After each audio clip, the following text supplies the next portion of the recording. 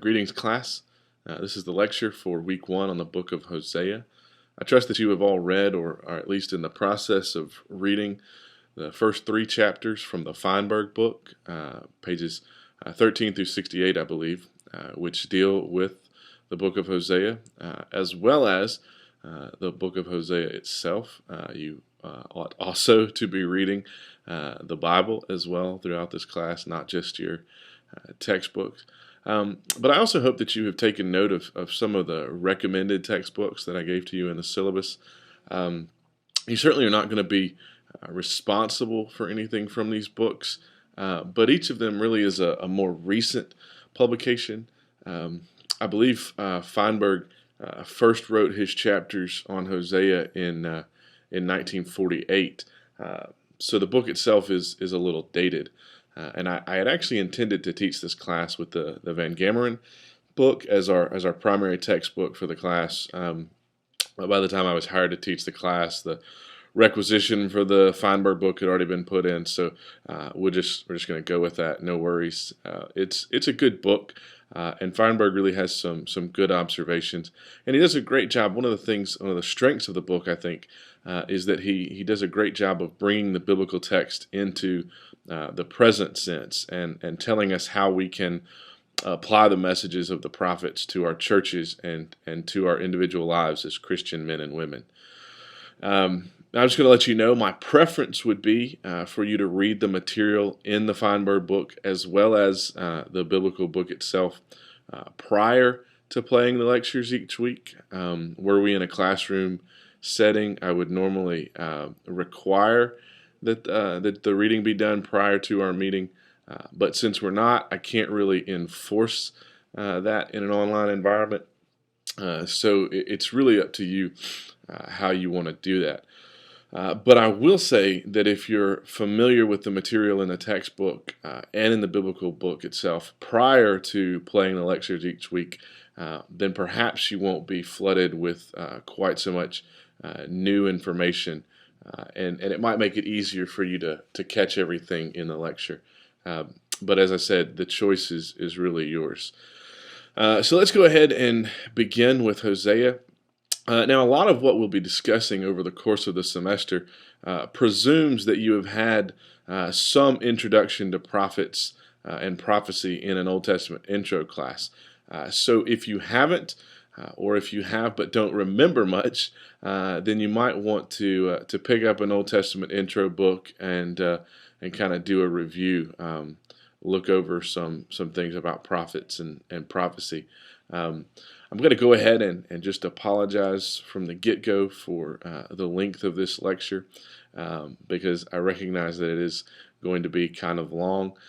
But one of the things that we need to do each time we move into a different time period is to give some historical background information. And so this lecture is going to include a lot of that historical background information that we won't necessarily have to repeat when we get to, like say, the book of Amos, because Amos and Hosea prophesied to the same people during the same time period. And so the historical background is going to be the same. So whereas this lecture may be 45, 50 minutes long, hopefully not, the Amos lecture probably would be 25 or 30 minutes, about what I'm shooting for each of the lectures. So I do apologize in advance for the length of the lecture, but I hope you understand why.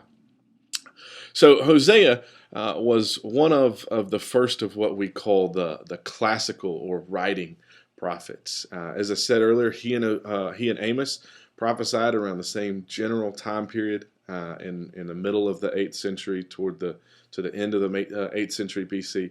Now, when we get to some of the other prophets like Joel and Obadiah and Jonah, we're going to see that there's some evidence for these prophets being earlier than Amos and Hosea, perhaps even 9th century BC. But we really have a hard time establishing firm dates for these books, for Joel and Obadiah and Jonah, as well as other prophets, because the Bible doesn't really give us a firm timeline for their prophetic ministry like we have in Hosea 1:1, which details a list of kings that were in power when Hosea was in his ministry. So we can be pretty certain that Hosea's prophetic ministry took place sometime during the mid to late 8th century BC, just based on the list of kings that he gives us. And this is obviously how we date the other prophets as well.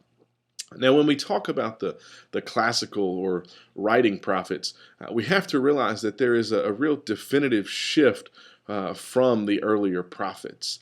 The first group of prophets that we have in Israel were the former prophets, or the pre-monarchic prophets, men like Joshua and Samuel and the judges that God called. And these individuals spoke to the nation as a whole, really, on behalf of God. And they acted as national leaders that gave national guidance, as well as being the spiritual overseers for the nation. And so you have men like Joshua, and you have men like Gideon, and women like Deborah, and then Samuel. These individuals who are not only leading the nation from a political and military standpoint, but are also acting as the spiritual overseers of the nation. Samuel, we know, is kind of that transitional prophet where he goes from being in charge, being the national leader, political leader, if you will, as well as spiritual overseer, to all of a sudden now there's this transition. The people want a king, and so God appoints Samuel to anoint Saul as the king, and so Samuel kind of steps aside as the political authority in Israel. So these are the former prophets, the pre-monarchic prophets, and then the second group that we have are the pre-classical non-writing prophets, and this includes the likes of Nathan and Elijah and Elisha. And these prophets primarily spoke to the kings and their courts. Rather than dealing with the nation as a whole, they dealt one-on-one with the king and with the royal court. And their messages primarily regarded military advice or the pronouncement of rebuke or blessing for the king himself. And then the classical prophets come along, and they, like the former pre-monarchic prophets, once again spoke to the nation as a whole. Although they were not necessarily like national leaders, excuse me, like their pre-monarchic brethren. In fact, one of the things that we'll see throughout this semester is that a lot of these classical prophets really are kind of on the fringes of the political life in Israel and Judah. They certainly weren't in the spotlight, certainly weren't any kind of national leaders or authorities. A lot of them were outcasts because of their message. They rebuked conditions of society. They proclaimed warnings of impending destruction and captivity and exile, and so they were kind of on the fringes and kind of outcasts from society. But these men also delivered promise of eventual restoration, not only death and destruction and captivity and exile, but eventual restoration as well. And among the classical prophets, we have three distinct crisis periods, if you will. The first is the Assyrian crisis in the 8th century BC. The second is the Babylonian crisis in the 7th and early 6th century.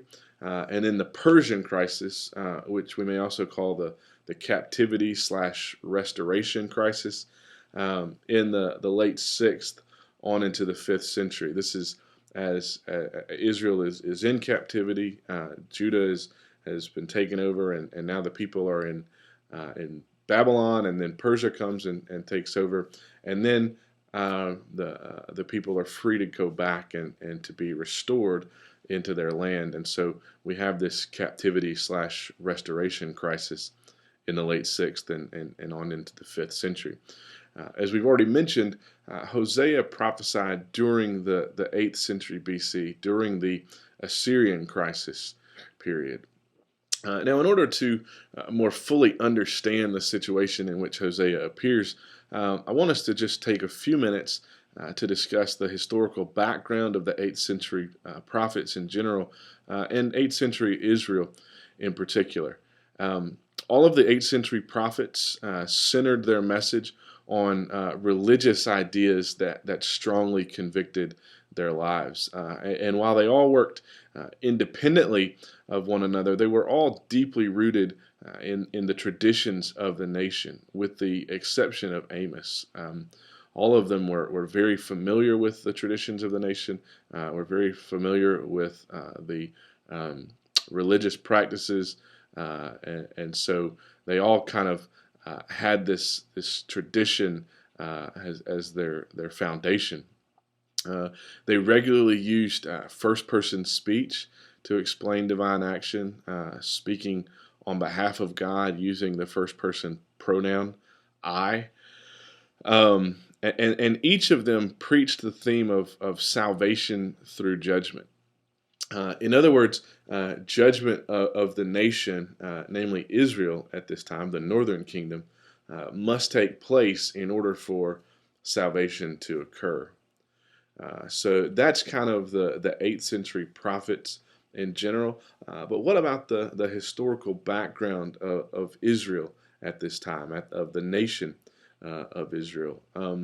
Obviously, we'll start with King David's reign, roughly 1010 to 970 BC.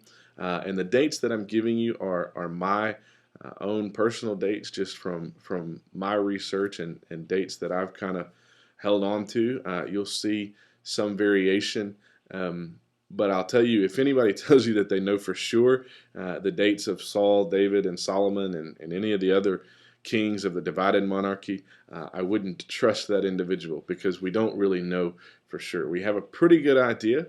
We're pretty certain that David's kingship began in the late 11th century, right around the turn of the century, and continued for 40 years on into the 970s range, but we don't really know for sure. So these are just my dates that I'm giving to you.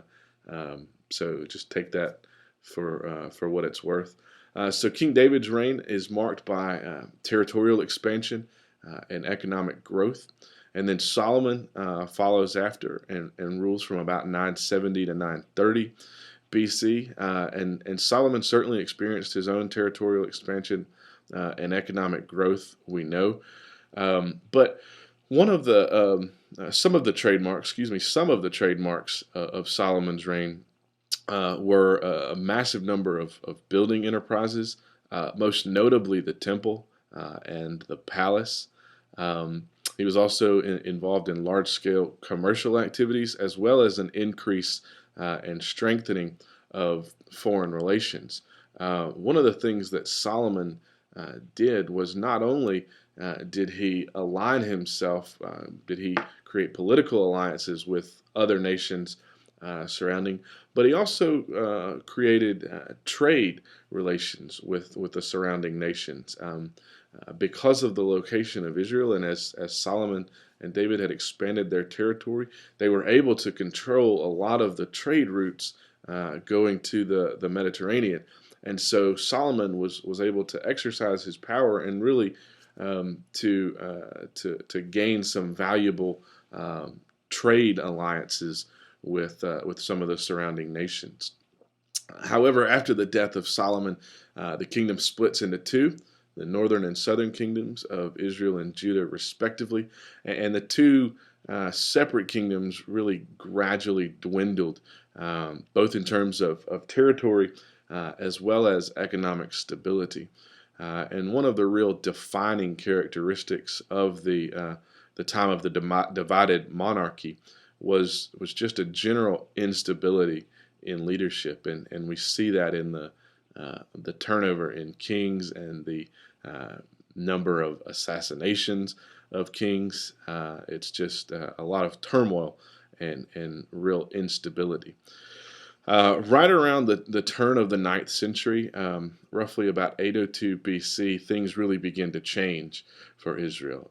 In 802, The Assyrian Emperor Adad-Nirari III destroyed the Syrian capital of Damascus. Now, Damascus was one of Israel's chief rivals and enemies at this time, and so Assyria had destroyed Damascus and destroyed the Syrian nation and really kind of took them um, took control over them.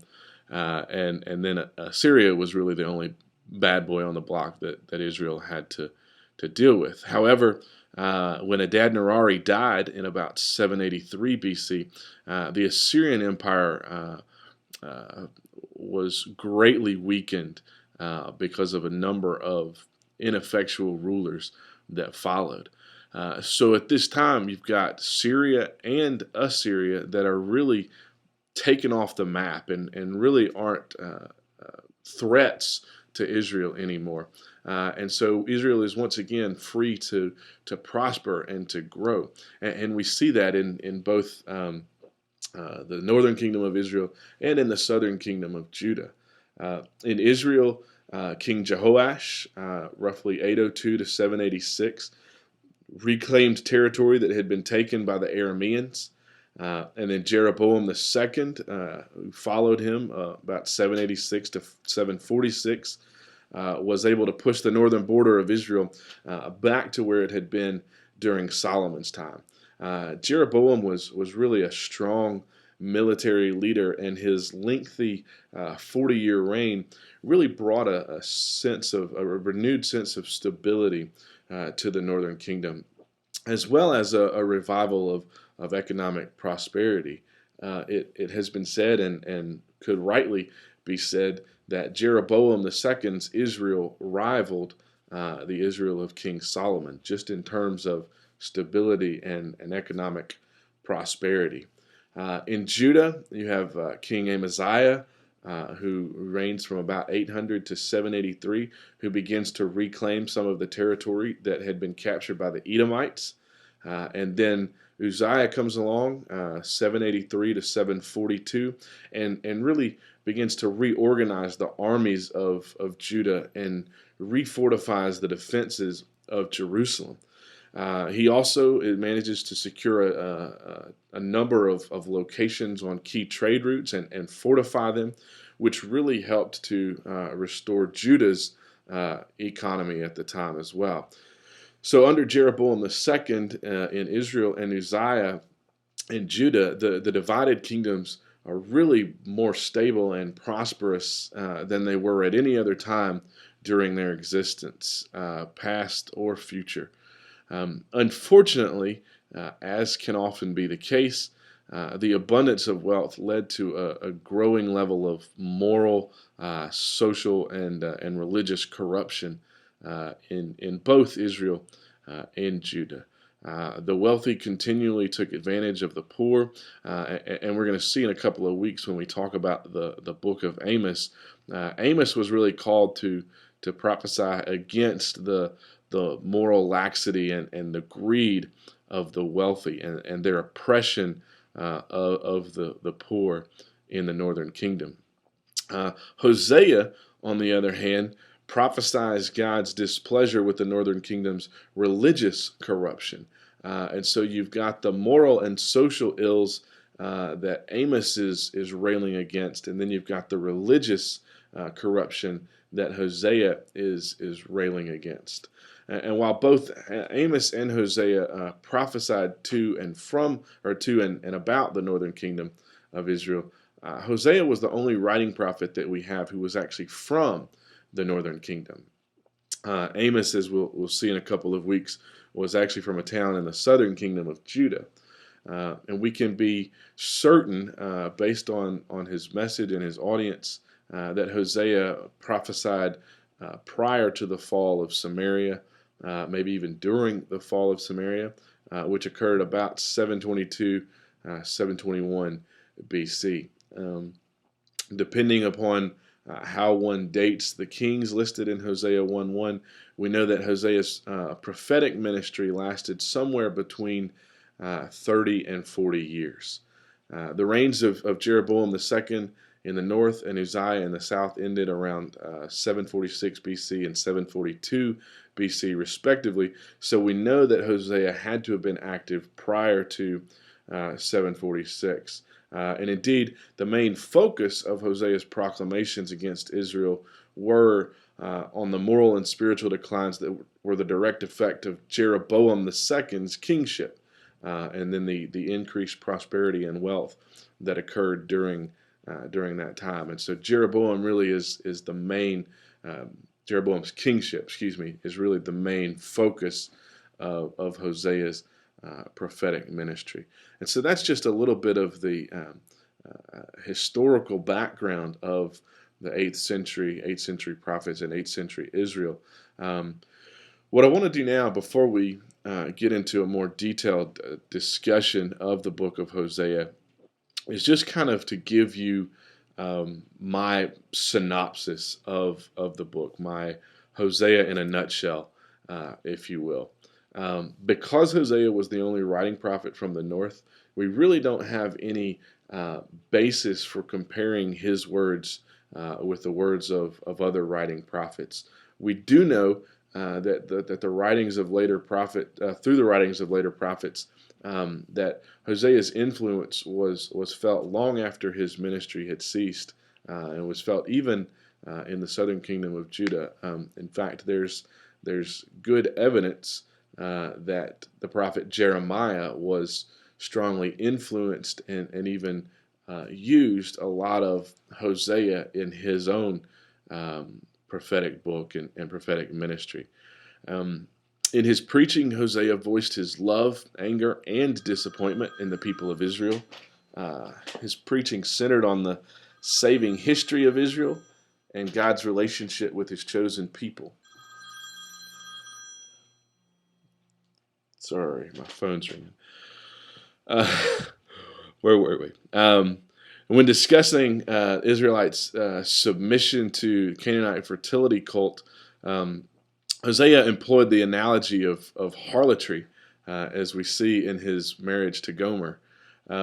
Israel's assimilation of the Canaanite religion had broken the first and the second commandments, and these idolatrous acts had severed their relationship with Yahweh God. And so, because of this, Hosea realizes the insufficiency of the old saving event. The Exodus from Egypt is insufficient for Israel's present salvation, and so he preaches a marvelous future salvation and salvation event that will come.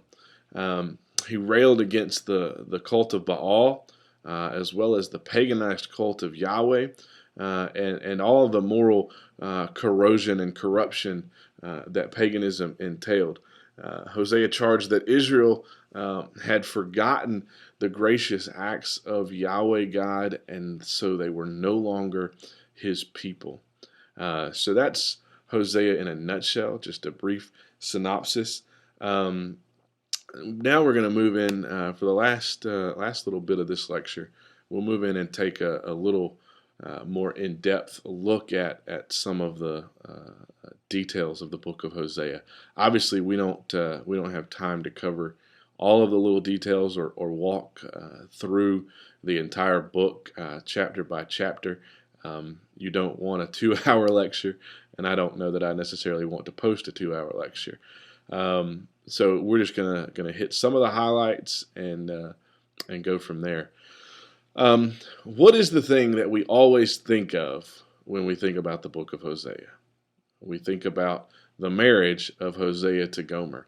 And while the marriage is not really the primary message of the book of Hosea, it really kind of sets the scene for the main thrust of this book. That is Israel's unfaithfulness in her relationship with Yahweh God. Now, if you've downloaded and read through the notes that are posted on Blackboard, and I encourage you to do that if you have not done so already, you might have noticed that the word used here in verse 2, thizane, from the root zanah, has the literal meaning of to commit fornication. We translate it to be a harlot, or to commit fornication, to commit adultery. But it's also used figuratively to speak about idolatry. And so Gomer's adultery here is used to represent the spiritual adultery of Israel. In that the nation as a whole has really strayed from her relationship with God, and is committing spiritual harlotry by worshiping false gods. Um, Now, the marriage of Hosea to Gomer is really a complicated issue because there are a number of questions surrounding it. Was Gomer's harlotry a physical sexual fornication, or was it simply religious idolatry? Was she a prostitute when Hosea married her? Was she a cult prostitute?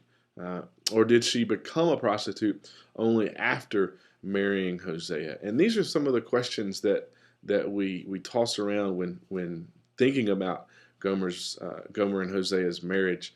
And unfortunately, there's some of the questions that we may not have all of the answers to, but certainly they're worth looking into.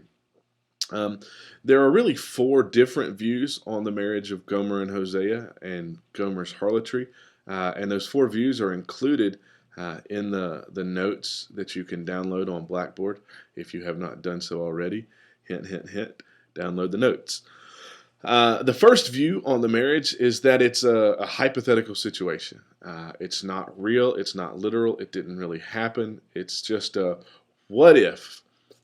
What if God had called Hosea to marry this prostitute? What if God had called Hosea to marry a woman who would cheat on him, commit adultery? Um, what would that look like? How would that be representative of Israel's relationship with God? Um, Unfortunately, as wonderful as this might be, it really doesn't go with the text, and you really have to assume a non-literal reading of the text for this hypothetical situation to work out. And quite frankly, I'm just not ready to do that. So the second possibility is that it was a literal marriage to a prostitute. Gomer was already a prostitute when God called Hosea to marry her. And when we look at this, there are some justifications for this. The word take, the word we translate take in verse 2, is also used of Gomer's children, which suggests, number one, that she already was a prostitute when he says, take for yourself a wife of whoredom, as the ESV translates it, and children of whoredom. Um, so assumes that she already is a prostitute and assumes that she already has children. Um, Feinberg, if you've read Feinberg already, you know he's not really comfortable with this view because he says it would be unclean and just taboo, really, for Hosea to marry a prostitute, to marry an unchaste woman. Um, However, contra Feinberg, only the priests really were forbidden to marry unchaste women. And so Hosea, not being a priest, was really free to marry any kind of woman he wanted to, a prostitute, not a prostitute, whatever. So certainly there are some justifications for reading into this a literal marriage to a prostitute. The third possibility is that the adultery, Gomer's harlotry, is spiritual rather than physical. It's a spiritual infidelity. This suggests that she was a worshiper of false gods like Israel, and that was her adultery. That was her harlotry, was chasing after false gods. However, the text is pretty specific about the fact that she was engaged in prostitution, in an adulterous relationship, or adulterous relationships. And so the idea that this is just a spiritual harlotry rather than physical doesn't really seem to fly with what the text says. So, like the hypothetical situation, this presumes a non-literal reading of the text. Um, and then the fourth and final view is that it was a literal marriage with this woman Gomer, who only later became an adulteress and a prostitute. And this is kind of where Feinberg comes down. And to accept this view, to understand this view, you really kind of have to see Hosea 1:2 as reading proleptically, meaning that essentially God's command in Hosea 1:2 is foreshadowing the fact that Gomer will eventually turn to a life of prostitution. She's not already a prostitute, but she will eventually become a prostitute. Now, the interesting thing about this reading is that it really fits the parallel of the relationship between God and Israel. Israel is seen as chaste, Chaste, at the beginning of the relationship with God, and only later becomes adulterous by chasing after false gods. And so I think probably where most people would come down and where we ought to come down is that it was a literal marriage, not a hypothetical situation, not a spiritual infidelity. It was a literal marriage to a woman who committed adultery, to a woman who was a harlot. Whether she was a harlot, a prostitute, before the marriage or after is still kind of up in the air. And I don't know that I could tell you the answer, because I think there's certainly some valid arguments for both. So we'll leave it at that.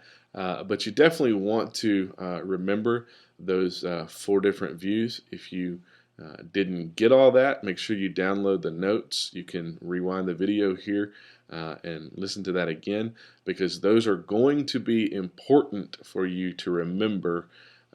Hint, hint, hint, when it comes time to take a quiz.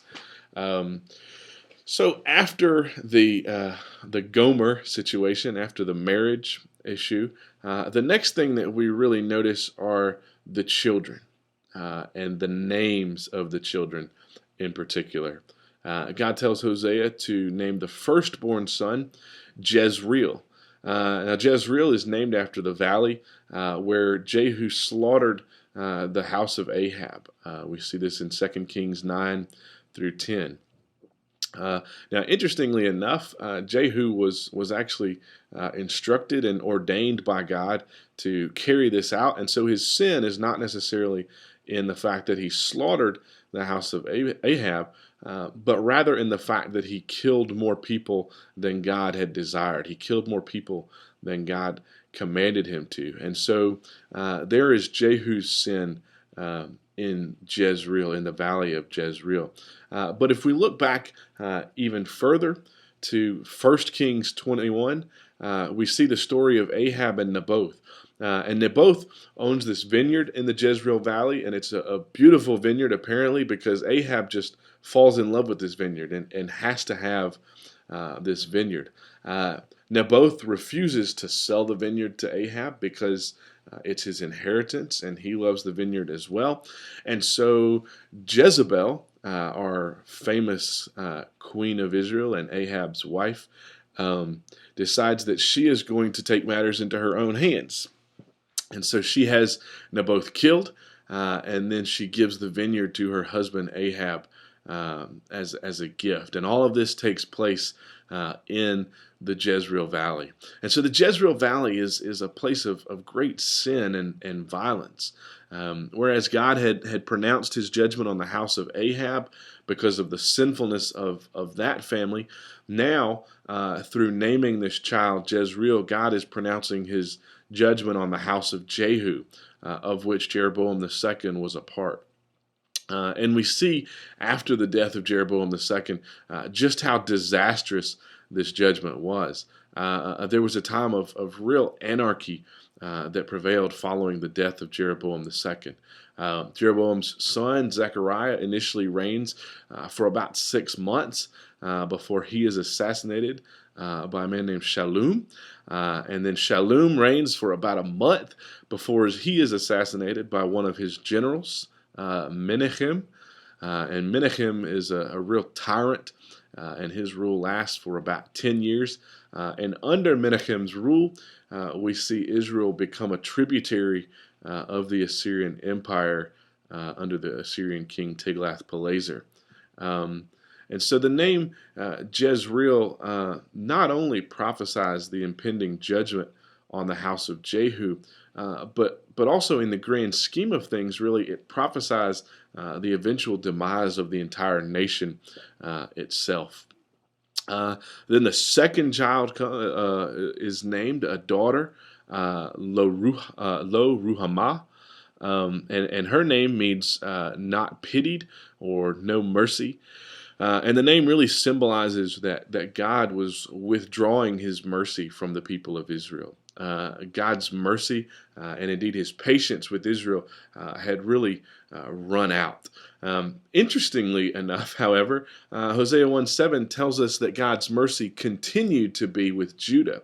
But that his mercy and Judah's salvation, presumably from the Assyrians, was not going to be something based on their military might and prowess of Judah, but would rather be supernatural and providential. And this gives us the clear indication that the source of Israel's hope in the north was not God, but rather her military strength. It's also important at this point to note that while there had been a lot of different dynasties or houses occupying the throne of Israel, the throne in Judah remained with the house of David. Thus, God's promise to David remained intact, and God continued to show his mercies to Judah. The third child is another son whom God tells Hosea to name Lo Ami. And Lo Ami literally means not my people. Now, it's important for us to realize here that God is not divorcing himself from the nation and from the people. Instead, like Gomer, who had run away from her marriage to Hosea, the people had divorced themselves from God. What this is not is an indication of God breaking his covenant promise to the nation. Instead, the people had failed to uphold their end of the bargain. They had deserted their relationship with God and had chased after false deities.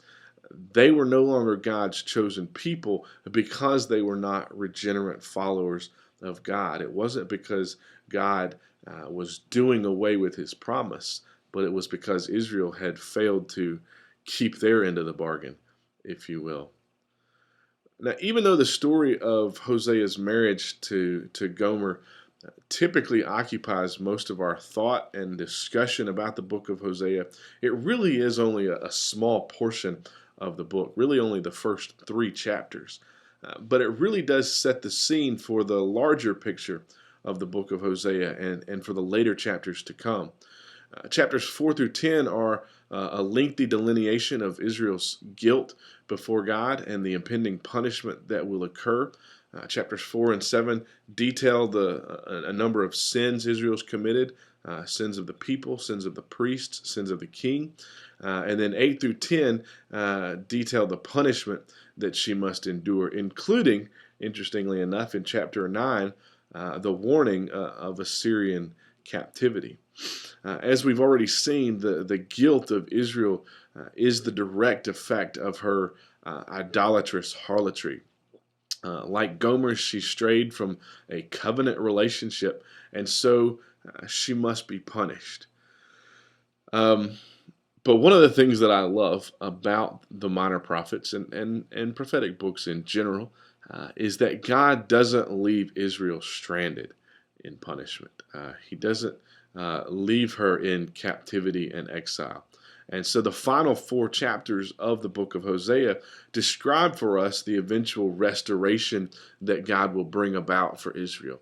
And this is one of the things that we see in most all of the prophetic books in general, is that God sheds light on the hope of eventual salvation and restoration. As I mentioned earlier, the theme of much of the prophetic literature, and particularly the 8th century prophets, is salvation through judgment. We might better describe this as purification by fire. In order for Israel to once again be made right with God, she must endure his judgment and punishment. This does not mean, however, that God desires to leave her in her captivity.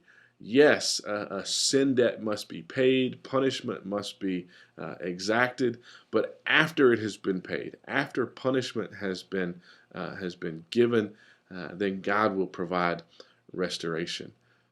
As Christians, we see this same love displayed in the cross of Jesus Christ.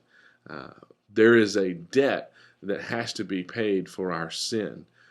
Punishment and judgment are required for us to be made right in the eyes of God. And that judgment and that punishment, thankfully, has been paid through the sacrifice of Jesus Christ. And so when we accept that, when we accept his sacrifice as our punishment, as our judgment, then we can be regenerate. We can be made right in the eyes of God. Now, for the last few minutes, I want us to take just a brief look at a few of the various theological messages contained in the book of Hosea. And I know this is getting long, and so I'll try to hurry along. We've already discussed the theme of salvation through judgment, and we've seen that the book of Hosea contains themes of both doom and hope. And the central message of the book is really borne out by the image of Hosea's marriage to Gomer and her adultery. We see how the relationship between Hosea and Gomer imitates the relationship between God and Israel. The central focus of the book is Israel's rebellion against God. Like Gomer, Israel has strayed from her covenant relationship, and when Gomer strays, when she turns to a life of prostitution, or turns back to a life of prostitution, and commits adultery, Hosea is heartbroken. He's shattered, and we can almost sense that his heart has turned cold towards Gomer, and so God has to prod him to go and seek his wife once again in chapter 3. And in the same way, God is heartbroken over Israel's rebellion and her spiritual adultery. But just as he desires for Hosea to love Gomer unconditionally, to seek after her regardless of her infidelity, God desires to seek after Israel regardless of her spiritual infidelity.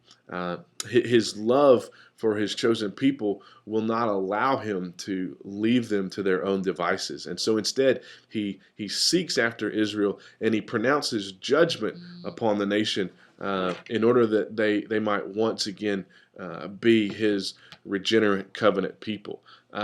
For those of you, if you have kids, you know what it's like to have to discipline your children out of love. And I have a 3-year-old who is pushing his limits daily, and so I'm regularly having to discipline him and correct him. And I do those things not because I don't like him, not because I'm mad or frustrated all the time, but I do those things to correct him, to point him in the right direction, to show him how he ought to live his life. And in the same way, God is trying to correct Israel through discipline, through punishment, through judgment. Salvation through judgment, purification by fire, if you will, is one of the central theological motifs for the book of Hosea, as is the marriage relationship that we have discussed, and the way Gomer's harlotry mimics the spiritual infidelity that the nation of Israel has committed. But perhaps the most important theological message in the book of Hosea, and a word that you've heard me use a number of times during this lecture is covenant. Now, when we speak of covenant in the book of Hosea, we're referring to the Mosaic covenant established by God with the people of Israel at Mount Sinai. And the Mosaic covenant really is what motivates the message of Hosea. The blessings and curses that Hosea announced really correspond with Mosaic law. And because the Israelites had broken that covenant, they're going to incur God's judgment. And so we see covenant as a very central theme and focus in the book of Hosea, as well as the Old Testament in general and other prophetic books in particular. Now it's interesting to note here, in light of the idea of covenant, that even though the people of Israel were failing to adhere to their end of the covenant, they still held fast to God's covenant promises and still wanted God to keep his promises. And what was the foremost covenant promise in their minds? It was the land, the promised land. As we read through the Old Testament and particularly the prophets, we see a people that stubbornly believe that the land is going to be theirs for eternity. God had promised them the land. He'd given it to them, and they would never be taken from it, and it would never be taken from them. That was their mindset. And so for prophets like Hosea and others to come on the scene and not only warn of impending destruction, but of captivity and exile from the land, this was something that the Israelites just would not or could not anticipate would ever happen. And so it was something that they had a really hard time grasping onto and getting a hold of. The central promise of the Mosaic covenant, in their minds at least, was the promise of land. And so in their minds, there was no way that they would ever be removed from the land because it was their promised land. But the covenant is a two-way street. And the Israelites didn't quite get this, but we see this from the very beginning of this covenant relationship. In Exodus 19, 5 and 6, God says, "If you will indeed obey my voice and keep my covenant, then," I add the "then, you shall be my treasured people among all people, my treasured possession among all peoples, and you shall be to me a kingdom of priests and a holy nation." The people of Israel believe, and rightly so, that God would keep his covenant promises to them. They just forgot about the fact that those promises of God were, to some extent, contingent upon their upholding their covenant obligations. They had to do what God required of them in order for the promises to be fulfilled. And so in the book of Hosea, we see a people who have completely neglected their covenant obligations and have committed spiritual adultery by chasing after false and foreign deities, and yet still believe that they're going to maintain the promises of God. Hosea's marriage to Gomer and Gomer's breaking of the marriage covenant provides a clear representation of the way the people had broken their covenant relationship with God. And so because of this breaking of the covenant relationship, something has to give. Gomer suffered incredible humiliation. Just look at the price that Hosea had to pay for Gomer. Such a small pittance of a price that he had to pay for her in chapter 3. Clearly, there's this sense that she wasn't worth much of anything. Certainly wasn't even worth the price of a regular slave. And yet, Hosea takes her back and loves her as his own once again. And in that same way, Israel must be made low. Israel must be punished. They must suffer humiliation in order to once again get back to the place where God desires for them to be, to get back to being his regenerate covenant people. Obviously, we didn't have a chance to go through everything in this lecture because it's already 50 minutes long, and I know you guys are tired of listening to me talk. But I do encourage you, make sure you're reading the textbook. Make sure you're reading the book of Hosea.